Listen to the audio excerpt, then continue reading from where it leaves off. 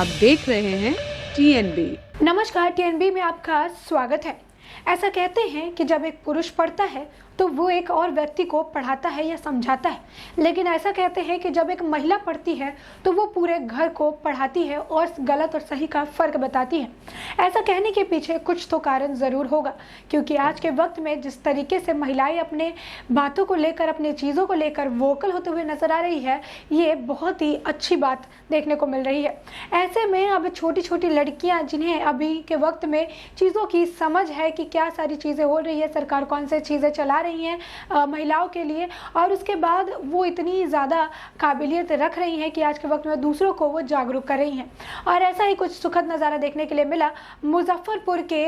जो क्षेत्र है वहाँ पर, जहाँ पर कुछ बच्चों के एक समूह ने एक टीम बनाई हुई जिसे वो मेरी पंचायत मेरा हक मेरी शक्ति करके उन्होंने इसे नाम दिया है। और ये सरकारी योजनाओं में हो रही कोई भी लापरवाही या अनदेखी को देखकर ये हल्ला बोलती हैं, आवाज़ उठाती है, और ज़्यादातर ये जो योजनाएं होती है वो महिलाओं से जुड़ी होती है। और ऐसे में जाके एक गांव का जो इलाका होता है, ग्राम इलाका होता है, वहाँ पे ज़्यादातर महिलाएं जो होती है वो इतनी शिक्षित नहीं होती है, उन्हें बहुत सारी चीज़ों के बारे में नहीं पता होता है। आज के वक्त में जहाँ पर टेटनस का इंजेक्शन जो है वो सबको लग जाता है, ऐसे में अभी भी ग्रामीण क्षेत्र में ऐसा होता है जहाँ पर महिलाओं को टेटनस के इंजेक्शन नहीं लगे हुए हैं, बट इसकी जानकारी इन किशोरियों को है। और ये किशोरी अब इसको लेकर आवाज़ उठाते हुए नजर आई, और इनके आवाज़ उठाने का फ़ायदा ये हुआ कि अब महिलाओं को, जो ग्राम की महिलाएं हैं, उन्हें ये इंजेक्शन लगने लगे। इसके साथ ही आयरन की गोलियां भी महिलाओं को नहीं दी जाती थी, जिसके बाद इस बात को भी लेकर इन किशोरियों की समूह ने जो है आवाज़ उठाई, और इसके बाद महिलाओं को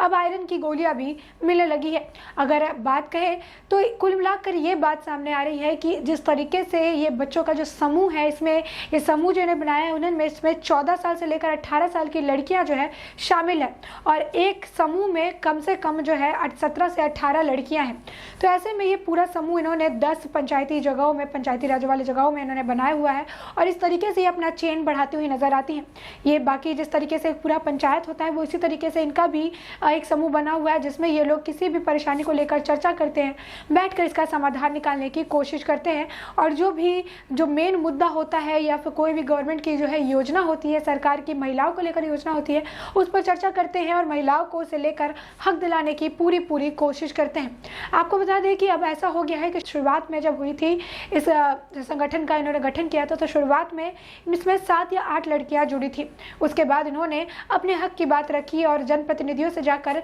मिलना शुरू कर दिया। इसके बाद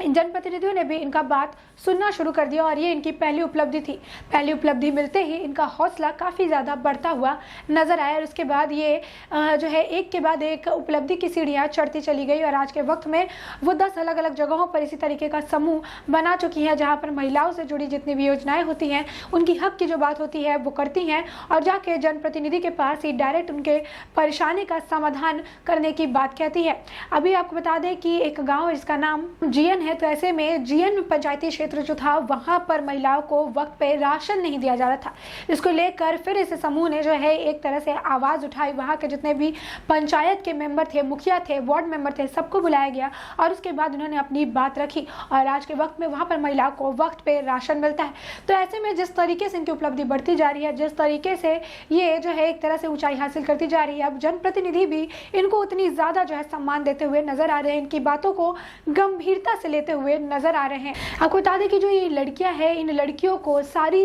जो सरकारी योजनाएं है इसकी जानकारी जो है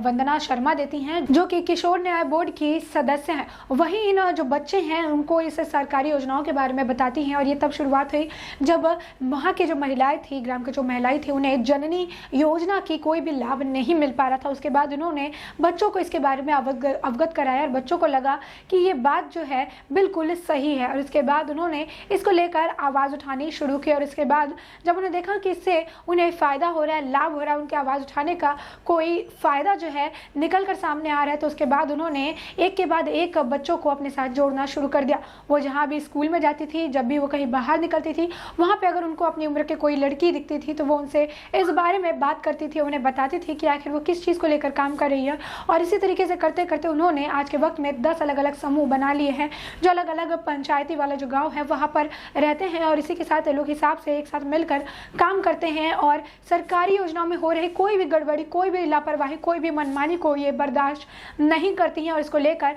आवाज़ उठाती हुई नजर आती है। तो आप देख सकते हैं कि किस तरीके से कुछ बच्चों को सिर्फ उनको जानकारी देने से कि क्या सरकारी योजनाएं हैं, किस तरीके से काम करती हैं, वो आज के वक्त में कितने गाँव की महिलाओं का भलाई करती हुई नजर आ रही है, क्योंकि उन्हें पता है कि आखिर ये उनका हक है और ये उन्हें मिलना चाहिए। तो इसी से आप समझ रहे हैं कि आज के वक्त में पढ़ना लिखना कितना ज़्यादा महत्वपूर्ण हो गया है, चीज़ों की जानकारी देना, जागरूक करना कितना ज़्यादा महत्वपूर्ण हो गया है, क्योंकि जब महिला जागरूक होगी तो देश जागरूक होगा, क्योंकि वो जो है एक साथ बहुत सारे लोगों को जागरूक करने की क्षमता रखती हैं। तो ऐसे में यहाँ पर भी यही देखने के लिए मिला, जहाँ पर अब बच्चे जो है इतने जागरूक होते हुए नजर आ रहे हैं कि आज के वक्त में उनसे बहुत सारी महिलाओं को, गाँव की महिलाओं की, पंचायती राज की महिलाओं को काफ़ी ज़्यादा लाभ मिलता हुआ नजर आ रहा है। ऐसे में अब ये जो पूरे जो समूह है वो आगे चलकर और कितनी उपलब्धियां हासिल करती है, ये देखना बड़ा ही दिलचस्प होगा और आगे ये कौन कौन से मुद्दे उठाकर महिलाओं को जो है आगे उनका हक दिलाते हुए नजर आती हैं, ये देखना अभी बाकी है। इसी के साथ देश और दुनिया से जुड़ी अपडेट्स के लिए